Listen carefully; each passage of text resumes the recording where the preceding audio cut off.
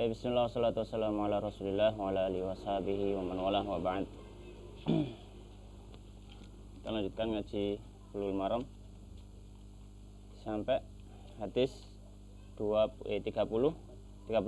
ya, silakan. Dari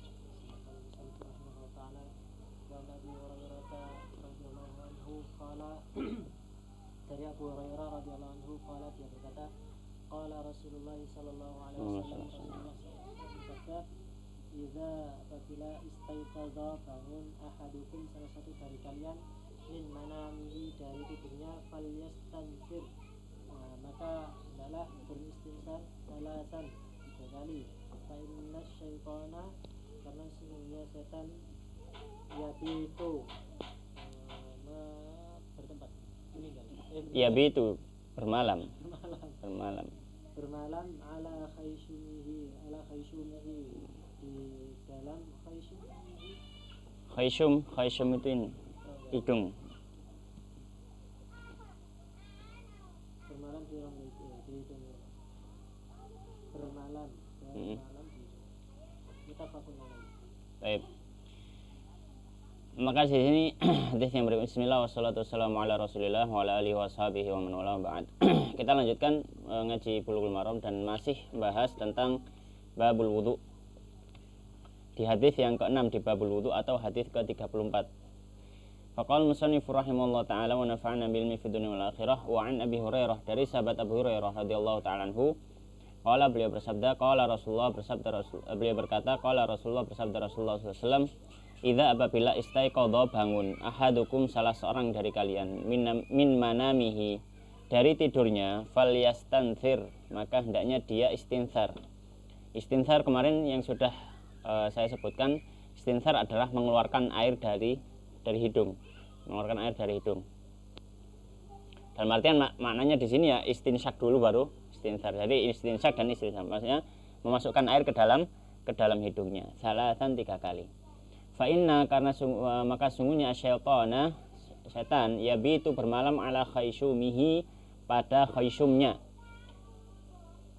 Secara umum hidung bahasa Arabnya anfun, hidung bahasa Arabnya anfun. Khayshum itu adalah qasabatul anf, apa namanya itu? Bukan, ini batang hidung. Batang hidung itu namanya khayshum. Itu namanya khayshum. Jadi khayshum di sini diterjemahkan hidung bisa. Muttafaqun alaih, hadis diriwayatkan oleh Imam Bukhari. Baik. Maka di sini musannif rahimahullah taala membawakan satu riwayat tentang masalah istinsar. Istinsar atau istinsar dan gandengan istinsyak ya. Istinsar dan istinsyak. Maka di sini ada pelajaran. Yang pertama, disunnahkan ketika seorang itu bangun tidur, hendaknya dia beristinsyak. Ya, hendaknya dia beristinsyak ketika dia bangun tidur. Ya. Kemudian pelajaran yang kedua, hadis ini menjadi salah satu dalil bagi mazhab Hambali, mazhab Hanabilah, atas kewajiban istinsyak dan istinsar. Atas kewajiban istinsyak dan istinsar. Dalam mazhab Hambali, istinsyak ataupun istinsar di dalam wudu hukumnya wajib. Dalilnya apa? Salah satunya dalilnya hadis ini. Salah satu dalilnya adalah hadis ini. Ya. Baik. Dari mana sisi dalilnya? Dari sabda Nabi sallallahu alaihi wasallam, falyastanthir. Lam itu, nek nanggone ilmu nahwu itu jenenge lam amr. Makanya fi'ilnya jadi jazm. Salah satu jawazim atau awamil jazm itu adalah adanya lam amr. Lam amr namanya saja lam amr, kalau ada lam ini itu menunjukkan perintah. Dalam kaidah perintah itu mengarah kepada kewajiban. Dalam artian hukum asal satu perintah hukumnya wajib. Makanya mazhab Hambali memandang bahwasanya istinsar ini juga wajib. Istinsar hukumnya wajib. Ya. Dan jumhur ulama termasuk juga mazhab Syafi'i memandang istinsar, maka ini hukumnya adalah sunnah, ya, adalah sunnah. Dalilnya apa? Dalilnya Syafi'i ya, dalilnya mazhab Syafi'i dan juga yang lain. Dalilnya adalah karena di dalam Al-Qur'an disebutkan wajah. Dan sudah cukup. Maka tidak perlu apa? Istinsyak ataupun istinthar. Demikian pula tidak berkumur. Nanti ya, kalau berkumur ada pembahasannya. Ya, jadi kalau jumhur memandang ini sunnah. Nah perintahnya kenapa kok dibawa ke arah sunnah? Kenapa dibawa ke arah sunnah? Ya, karena ada faktor lain di mana Allah Subhanahu wa taala dalam Al-Qur'an tidak menyebutkan adanya istinthar. Hanya wajah saja. Kemudian dalam hadis yang lain Nabi sallallahu alaihi wasallam bersabda, "Tawaddu bima amarakallah." Wudulah seperti perintahnya Allah. Perintahnya Allah. Perintahnya Allah di mana? Di Al-Qur'an. Maka perintah yang ada di dalam Al-Qur'an itu hukumnya wajib. Adapun di selain Al-Qur'an, maka ini hukumnya adalah sunnah. Ketika tidak ada di dalam ayat wudu ya Al-Qur'an. Baik. Kemudian hadis berikutnya. Wa anhu dan darinya idza apabila istaiqadha bangun ahadukum salah satu dari kalian min naumihi dari tidurnya fala yaghmis maka janganlah kalian mencelup. Yadahu tangannya fil ina'i dalam wadah hatta hingga yang silaha mencucinya selatan 3 kali. Fainahu maka sebenarnya dia la dari tidak mengetahui aina di mana batat bermalam. Bata yabitu bermalam. Bermalam yaduhu tangannya. Muttafaqun alaih wa hadza lafdhu muslimin dan ini adalah lafaz Muslim. Baik. Hadis berikutnya hadis ke-35. Wa anhu dan dari sahabat Abu Hurairah radhiyallahu taala anhu bahwasanya Nabi sallallahu alaihi wasallam bersabda, "Idza apabila istaiqadha bangun ahadukum salah seorang dari kalian min naumihi dari tidurnya fala yaghmis maka jangan dia mencelupkan." Ghamasa yaghmisu itu mencelupkan, memasukkan. Apanya? Yadahu tangannya fil ina'i ke dalam satu wadah. Ina wadah. Maksudnya wadah ya ada airnya. Hatta hingga yaghsilaha dia mencuci ha kembali kiyat. Ha itu muannats ya. Ha kembali yat yang karena yat muannats. Ya yaghsilaha hingga dia mencuci tangannya salasan 3 kali. Fa innahu maka sesungguhnya orang tadi la yadri tidak tahu. Aina di mana batat telah bermalam yaduhu tangannya. Muttafaqun alaih hadis diriwayatkan oleh Imam Bukhari dan Muslim wa hadza lafdzu Muslimin dan ini adalah lafaz Muslim. Baik. Di sini Al-Hafidz Ibnu Hajar rahimahullah taala, wallahu taala alam, kenapa beliau memasukkan hadis ini dalam bab wudu, tidak pada pembahasan masalah air, tidak pada pembahasan masalah air. Ya, tapi beliau sudah masukkan dalam sifatul wudu wallahu taala. Sedangkan seperti dalam Umdatul Ahkam, hadis ini dimasukkan sebelum pembahasan sifatul wudu. Karena apa? Karena hadis ini erat hubungannya dengan hukum air nanti. Jadi bukan tata cara wudu, tapi lebih kepada hukum air. Makanya di sini Nabi Shallallahu Alaihi Wasallam menyebutkan jika salah seorang dari kalian bangun dari tidur, kemudian dia ingin berwudu, maka jangan langsung dia masukkan tangannya ke dalam wadah. Wadah di sini ina maksudnya wadah kecil, air yang sedikit. Jangan masukkan tangannya ke dalam ina. Alasannya apa? Ilahnya yang disebutkan oleh Nabi SAW karena dia tidak tahu di mana tangannya bermalam. Maksudnya apa tangannya bermalam? Al-Imam Syafi'i dan juga ulama yang lain berpandangan. Maksudnya adalah karena orang zaman dulu di zaman Nabi khususnya itu jarang atau ada beberapa dari mereka yang kalau istinja, yang kalau cebok dia nggak pakai air, tapi pakai batu. Nah, khawatirnya ketika malam hari namanya orang tidur nggak kerasa, kemudian mungkin tangannya itu menggaruk tempat keluarnya najis, sedangkan di sana masih ada sisa-sisa najis. Kita tahu bahwasanya kalau istinja dengan batu itu tidak menghilangkan bekas, menghilangkan wujud, tapi tidak menghilangkan bekas, bau atau mungkin yang semisalnya masih ada. Makanya para ulama mengatakan ini menunjukkan bahwasanya atau mungkin faedah. Maka dari hadis ini ada beberapa faedah. Ya. Yang pertama, najis ketika apa namanya istilahnya? Najis ketika mencelup kepada air.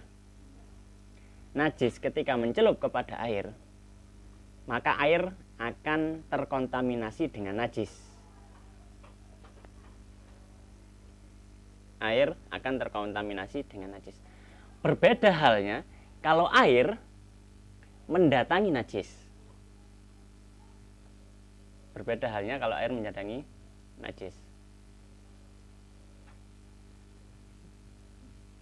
Baik, jadi misal gini. Saya punya air 1 ember misalkan. Ada najis, saya masukkan air. Saya celupkan, tak udah. Saya tarik kain tadi. Di sini sudah bersih. Airnya jadi najis. Apakah ini menjadi suci? Tidak. Loh, kok bisa? Karena ketika najis tadi, ketika ini ada kain, ada wadah, kemudian dimasukkan, najisnya dimasukkan, maka airnya menjadi mutanajis. Ketika diubuk nanggono, ketika ditarik, ia bersih, tapi hukumnya enggak suci, dia tetap najis. Kenapa? Karena air juga menjadi apa? Mutanajis. Sekarang dibalik. Air, ada kain. Saya siramkan air yang sedikit tadi ke atas najis. Krocok, biur sampai berodos, sampai habis airnya. Di sini sudah bersih, tidak ada bekas, tidak ada wujud najis. Maka apa hukumnya? Suci. Suci. Hukumnya suci. Maka para ulama mengatakan kalau najis mendatangi air, maka airnya akan terkontaminasi. Airnya jadi muntah najis, semua yang ada di situ yang menjadi kena najis. Tapi kalau airnya yang datang menuju najisnya, maka dia mensucikannya. Makanya di sini ada satu permasalahan. Kalau misal ada ompol masuk mesin cuci, jadi mesin cuci biasanya dimasukkan benda-benda, kemudian air dimasukkan situ, pure, kemudian diaduk. Maka kalau misalkan itu tadi ompol ya sudah dicampur seperti itu, maka semuanya jadi terkontaminasi. Terus bagaimana caranya? Kalau misalkan mau mencuci di mesin cuci, kalau ada ompol, guyangi sih, dibersihkan dulu di luar. Kalau sudah hilang, misalkan sudah dirasa sudah hilang wujud najisnya, sudah dirasa hilang, baru masukkan. Supaya apa? Tidak terkontaminasi semuanya. Ya. Kalau dimasukkan semacam tadi, kemudian ini dimasukkan, kemudian dikasih air, kemudian diaduk, maka ini tidak menjadi suci. Ya, tidak menjadi suci. Ya, tidak menjadi suci. Baik. Dalilnya apa? Dalilnya hadis ini. Baik. Kemudian di antara pelajaran dari hadis ini,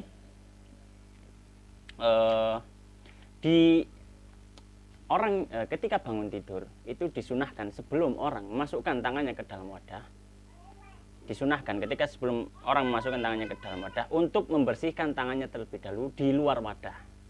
Ini dianjurkan, disunahkan. Ya. Dan sifatnya sunnah selama tidak yakin tangannya memang ada najis. Sifatnya sunnah selama tidak yakin kalau di tangannya ada najis. Jadi misalkan dia nggak tahu, ragu ini kira-kira najis agak ya, maka disunahkan untuk mencuci. Ya. Termasuk juga sebelum wudhu, maka disunahkan mencuci kedua tangan. Tapi kalau yakin tangannya terkena najis, maka haram hukumnya tangan tadi memasukkan ke dalam wadah. Kenapa? Karena itu berarti merusak air yang harusnya bisa untuk bersuci. Kalau yakin ya, maka kita harus tahu kadar pengetahuan kita, kadar diri kita. Nah, terus gimana membandingkan yakin dengan nggak yakin? Ya kita semua masing-masing tahu lah. Gitu. Kalau kita sudah yakin sudah cukup. Tapi kalau misalkan ragu, kira-kira tangan saya najis nggak? Maka nggak boleh memasukkan tangannya ke dalam wadah tadi. Ya. Nah, dalam artian disunahkan untuk mencucinya. Tapi kalau yakin itu najis, maka haram hukumnya. Bukan cuma makruh ya, tapi haram hukumnya memasukkan ke dalam wadah karena yakin akan menajisi. Kalau tadi kan ragu-ragu kemudian masukkan, ya dimakruhkan saja, maka disunahkan untuk mencucinya. Baik.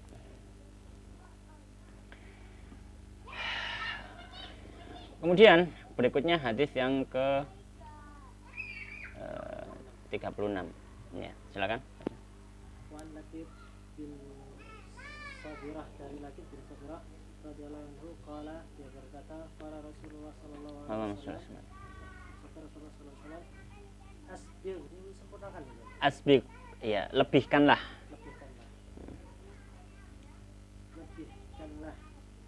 Lebihkanlah al-wudu'a, wudu, wa khallil, dan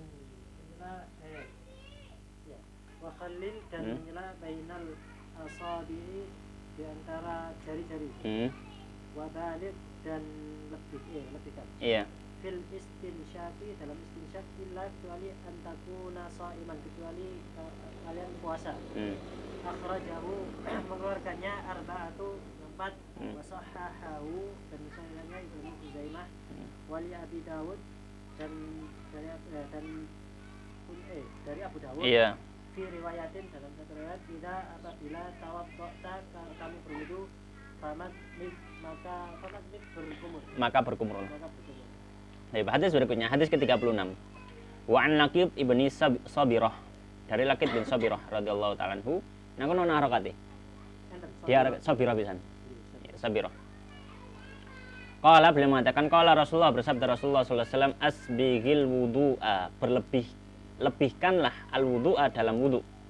Wa khallil, dan sela-selalah bainal asabi, antara jari jemari. Wa balik, dan berlebihanlah fil istinsyaki, dalam istinsyak, menghirup air ke hidung. Illa, kecuali antakuna, engkau shaiman, puasa. Akhrajahul arba'ah, diriwayatkan oleh 4, berarti Abu Dawud, Tirmidzi, Nasa'i, Ibnu Majah.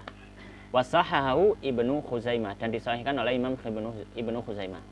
Wali Abi Dawud, dan dalam riwayatnya Abu Dawud, fi riwayat, dan dalam riwayat yang lain, idza tawadda'ta, jika kamu berwudu, famadmid, maka berkumurlah. Madmid berasal dari kata madmadha yumadmidu. Madmadha yumadmidu. Madmid itu fi'il amr. Fi'il amr. Baik. Maka di sini kita akan bahas beberapa hal. Yang pertama, pembahasan yang pertama adalah sabda Nabi SAW, asbighil wudu, berlebihkanlah dalam berwudu. Maknanya apa? Maknanya adalah dalam membasuh, pada anggota yang dibasuh hendaknya dilebihkan. Maka misalkan dari siku, batasannya siku, batas wajibnya siku, maka disunahkan untuk melebihkan, mungkin sampai pertengahan lengan atas. Kaki juga sama, kaki batasannya mata kaki, maka disunahkan sampai di pertengahan betis. Ya. Wajah juga sama, ya, wajah kita tahu batasannya, maka disunahkan untuk melebihkan, mungkin kena rambutnya sedikit, kena telinganya, kemudian kena bagian dagunya bawah. Itu maksudnya asbighil wudu, dan ini sifatnya sunnah. Ini sifatnya sunnah. Jadi melebihkan basuhan dari kadar wajib, maka ini hukumnya sunnah. Ya, maka ini sunnah yang pertama dalam wudu, dalam hadis ini, yaitu melebihkan kadar basuhan yang wajib. Ya.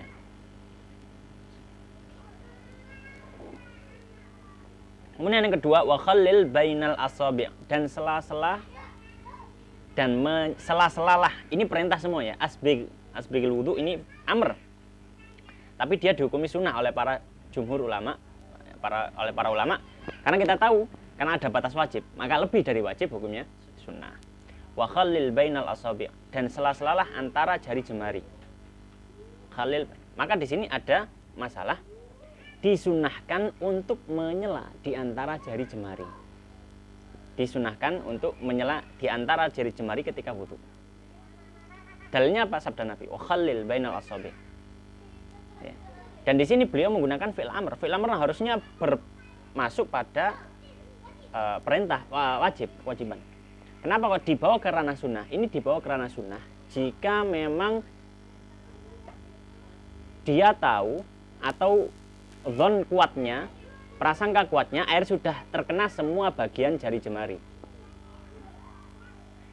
Maka di sini ada dua kondisi. Kondisi pertama, prasangka kuatnya, ketika dia wudhu tanpa menyela-nyela jari, air sudah kena jari semuanya, maka tetap disunahkan.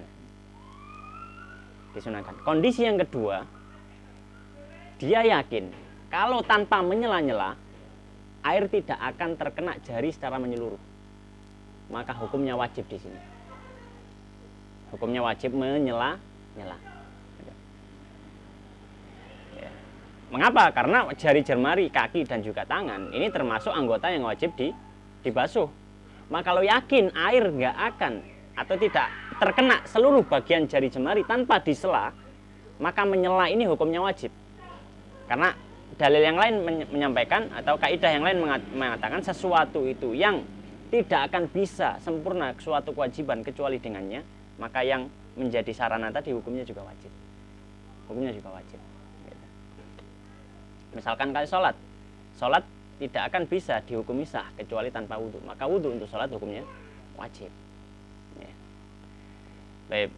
Kemudian yang ketiga, wabalik fil istinsyak, dan berlebihlah di dalam istinsyak, illa antakuna shaiman, kecuali kamu dalam kondisi puasa. Maka di sini permasalahan ketiga, masalah istinsyak, menghirup air ke dalam hidung. Maka ini hukumnya sunnah menurut banyak dari para ulama. Jumhur dari para ulama berpendapat istinsyak hukumnya dalam wudhu adalah sunnah, karena dia tidak masuk dalam penyebutan ayat.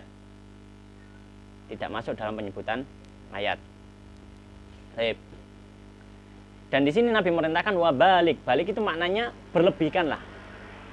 Ya, berlebihkanlah. Ya. Maka disunahkan ketika seorang berwudu untuk menghirup air ke dalam hidungnya dengan cukup kuat. Bukan hanya dioleskan di luarnya saja, bukan, tapi benar-benar dihirup. Kemudian dikeluarkan. Ya. Ini dalam satu kondisi disunahkan ketika tidak puasa. Kalau ketika puasa maka dimakruhkan. Makanya Nabi mengatakan illa antakuna shaiman, kecuali dalam kondisi puasa. Maka ketika puasa kemudian berwudu, jangan menghirup terlalu dalam, hirup sedikit saja. Ya. Kemudian masalah yang keberapa berarti?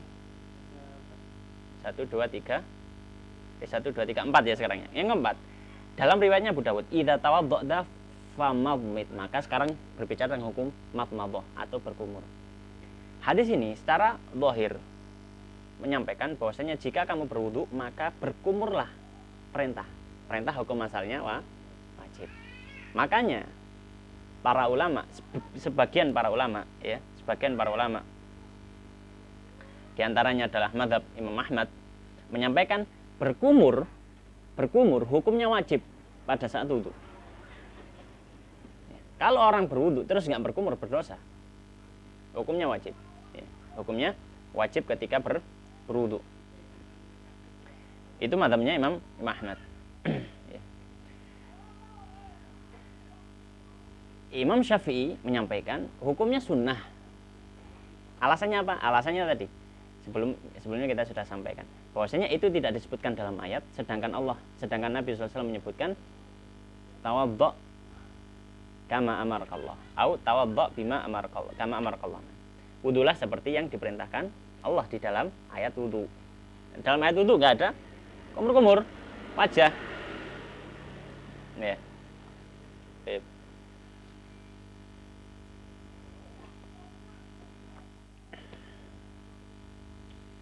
Itu beberapa hukum dari hadis ke-36. Sekarang hadis ke-37. وعن عثمان بن عثمان رضي الله عنه الناس من النبي صلى الله عليه وسلم كان يخلل اليوم نلا لحيته jenggatnya fil wudu'i dalam wudu. Akhrajahu Tirmidzi wa kana Tirmidzi wa sahhahahu dan sahihnya Ibnu Khuzaimah. Baik. Hadis berikutnya, hadis ke-37, qala wa Utsman, dari sahabat Utsman radhiyallahu taala anhu, anna Nabi, bahwasanya Nabi sallallahu alaihi wasallam, karena beliau yukhallilu menyela-nyela apa lihyatahu, jenggotnya. Beliau ketika wudu menyela-nyela jenggotnya. Dan masyhur dan ma'ruf diketahui bahwasanya jenggotnya Nabi tebal. Beliau menyela-nyela jenggotnya fil wudu'i ketika dalam wudu. Akhrajahu Tirmidzi. Hadis riwayat Imam Tirmidzi wa sahahahu Ibnu Khuzaimah dan disahihkan oleh Ibnu Khuzaimah. Baik, maka di sini hadis ini menjadi dalil tentang sunnahnya menyela-nyela jenggot ketika berwudu. Ketika berwudu disunahkan menyela-nyela jenggot ketika berwudu dengan syarat. Dengan syarat jenggotnya adalah jenggot yang lebat. Jenggotnya jenggot yang lebat.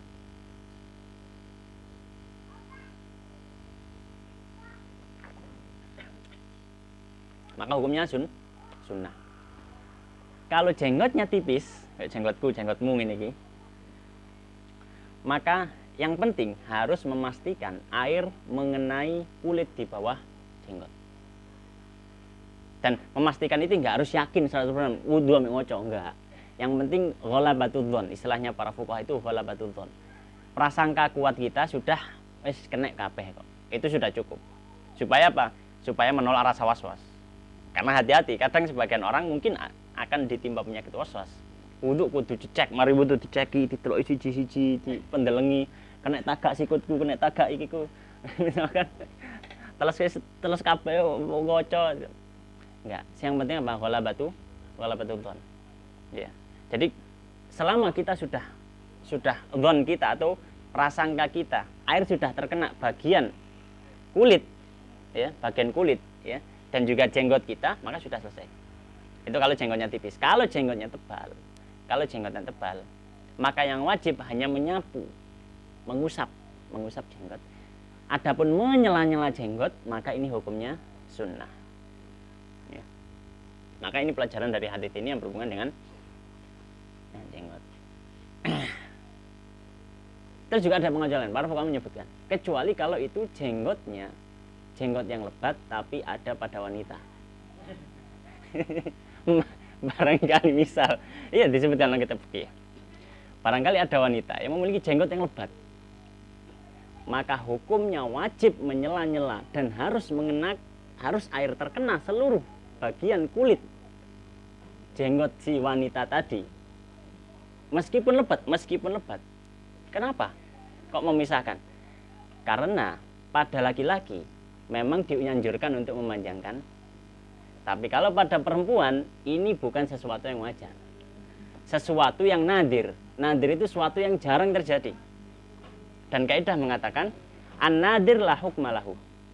Sesuatu yang jarang terjadi tidak memiliki hukum tersendiri.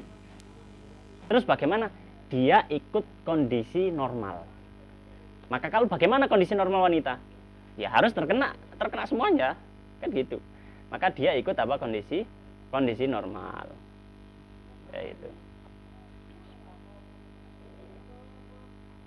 Terus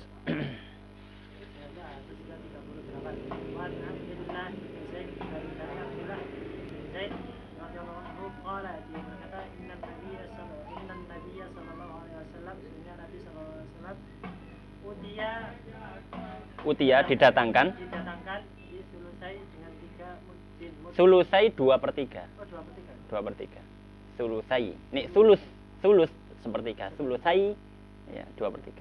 Utia datangkan di sulusai dengan 2/3 muddin mud. Ya. Waja'ala dan menjadikan ya daluku menggosok zira'ihi, kedua zira'nya. Ya, zira' lengan. Zira' itu lengan ini loh. Lengan bawah. Ini apa namanya disebut zira' ya. Disebut apa? Zira'. Lengan bawah. Kedua lengan bawahnya. Akhrajahu Ahmad wa Ahmad wa sahahahu dan sahihnya Ibnu Khuzaimah. Baik. Hadis berikutnya, hadis yang ke-38. Qala wa an Abdullah bin Zaid, dari Abdullah bin Zaid radhiyallahu taala anhu, qala beliau mengatakan, "Innan nabi," bahwasanya Nabi sallallahu alaihi wasallam, "utiya," didatangkan bi sulusai muddin, dengan 2/3 mud dari air. Ya, kalau mud kita tahu mud ya. Mud yang segini itu, sekitar segini. Ini 2/3.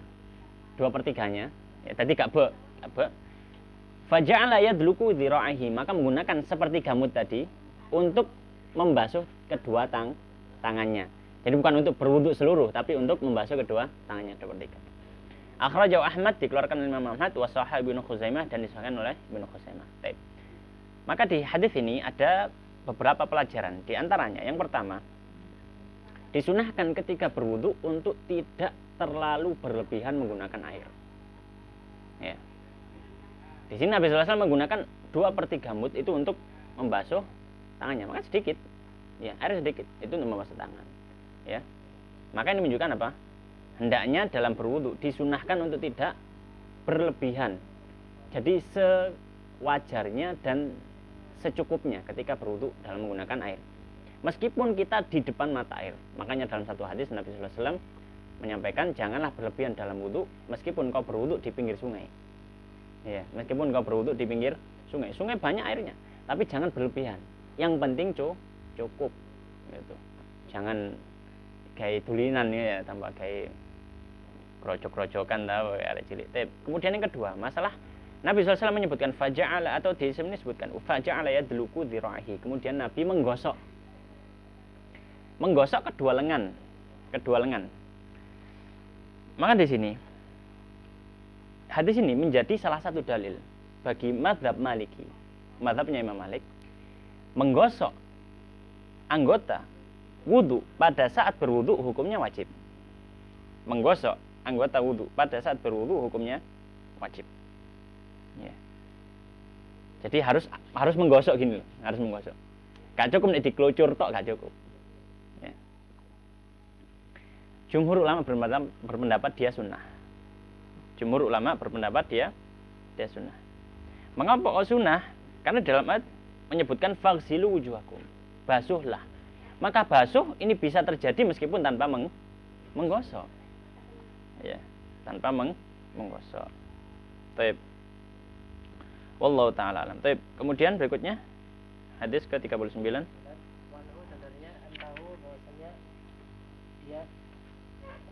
Wa anhu berarti dari Abdul bin Zaid tadi.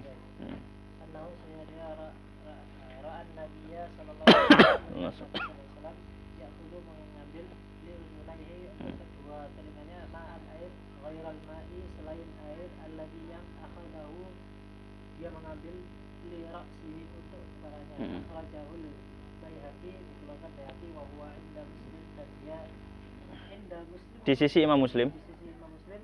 Min hadzal wajhi, dari bentuk ini kan? Iya. Bilafdin, dengan lafaz wa masaha, dan mengusap bi ra'sihi, dengan kepalanya, bima'in, dengan air, ghairi selain fadli yadaihi, selain apa? Fadli yadaihi, Kelebihan dari kedua tangannya, wahwa, dan dia al-mahfud, yang lebih terjaga. Nah, wahwa dan hadis ini al-mahfudu terjaga. Wahwa dan hadis ini al-mahfudu terjaga. Baik.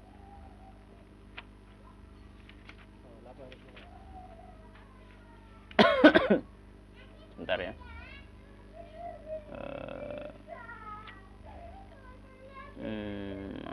Mahfud.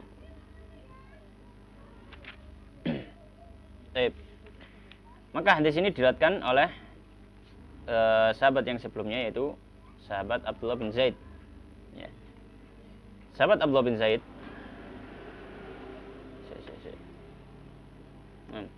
Sahabat Abdullah bin Zaid meriwayatkan annahu ra'a an-nabi, bahwasanya beliau melihat Nabi sallallahu alaihi wasallam ya'khudhu, mengambil liudunaihi, untuk dua telinganya, ma'an, air, ghairal ma'i, selain air, alladzi, yang beliau akhadahu, telah mengambilnya, li ra'si, untuk kepalanya.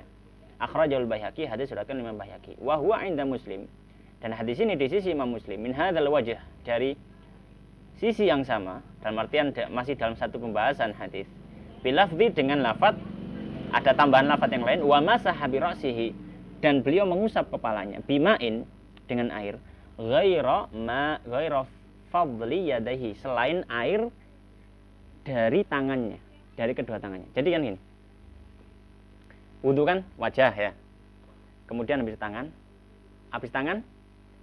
kepala, habis kepala telinga.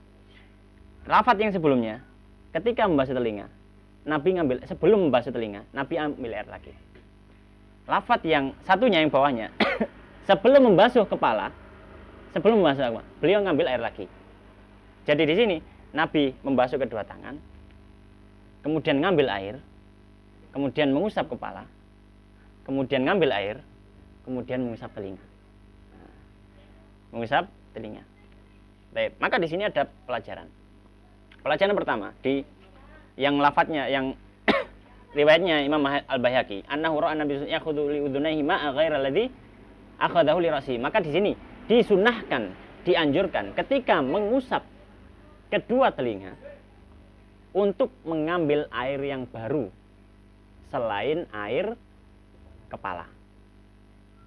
Ya.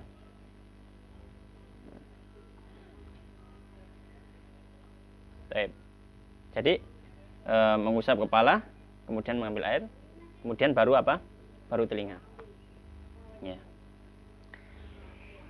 Yang kedua, pelajaran kedua, disunahkan mengambil air yang baru untuk mengusap kepala. Untuk mengusap kepala. Ya. Dan ini ada pada lafadznya Imam Muslim. Wahwal mahfudhu, dan lafadz ini dijaga, namanya dihafal. Ya. Baik. Ya, maka ini pelajaran dari hadis tersebut. Kemudian berikutnya. Hadis ke-40, wa Nabi Hurairah radhiyallahu anhu, dari Abu Hurairah radhiyallahu anhu, qala, dia berkata, sami'tu, aku mendengar Rasulullah sallallahu alaihi wasallam yaqulu, beliau bersabda, inna sesungguhnya umatku ya'tuna, mereka datang. Iya.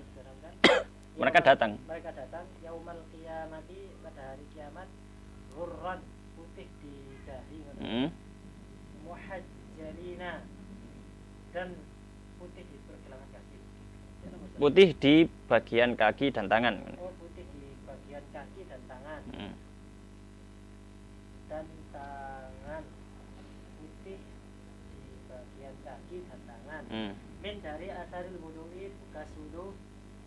Faman, maka barang siapa yang yang mampu minkum dari kalian ayyutila, untuk memanjangkan ghurrahnya, fal yaf'al, maka hendaknya lakukan. Tafaqun alaih wal lafdhu lil muslim, tafaqun alaih, dan lafaz milik Muslim.